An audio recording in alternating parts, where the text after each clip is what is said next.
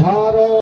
পিংলায় নির্বাচনী কার্যালয়ের উদ্বোধন করল বিজেপি। আসন্ন বিধানসভা নির্বাচনকে লক্ষ্য রেখেই পিংলা বিধানসভা শ্রীকৃষ্ণপুরে দলীয় কার্যালয়ের উদ্বোধন করল বিজেপি প্রার্থী স্বাগত মান্না ও ঘাটাল সাংগঠনিক জেলা বিজেপির সভাপতি তন্ময় দাস এদিন ফিতে কেটে দলীয় কার্যালয়ের উদ্বোধন করেন। সেই সাথে পিংলাবাসীর মঙ্গল কামনায় হোম যজ্ঞ শুরু করেন বিজেপি প্রার্থী স্বাগত মান্না।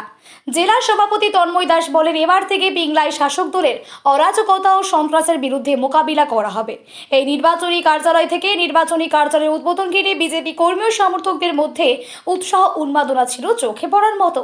বিজেপি প্রার্থী স্বাগতা মান্না জয়ের ব্যাপারে যথেষ্ট আশাবাদী। তিনি বলেন, গোটা বাংলার মানুষ পরিবর্তন চাইছে, পিংলা তার ব্যতিক্রম নয়। ব্যুরো রিপোর্ট, সত্যের সন্ধানে সংবাদ, প্রতিদিন লোকাল নিউজ। কার্যালয় আজকে শুভ উদ্বোধন করলাম।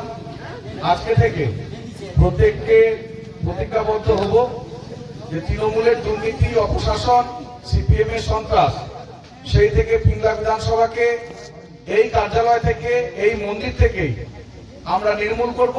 এই প্রতিজ্ঞা নিয়ে আজকে নতুনভাবে আমাদের পথ চলা, সবাই একত্রিতভাবে লড়াই করবেন এবং এই পিংলা বিধানসভায় যেই রাবণ রাজত্ব চলছে তা থেকে সবাইকে নিষ্কৃতি দেবেন। ভারত মাতা কি জয়! ভারত মাতা কি জয়!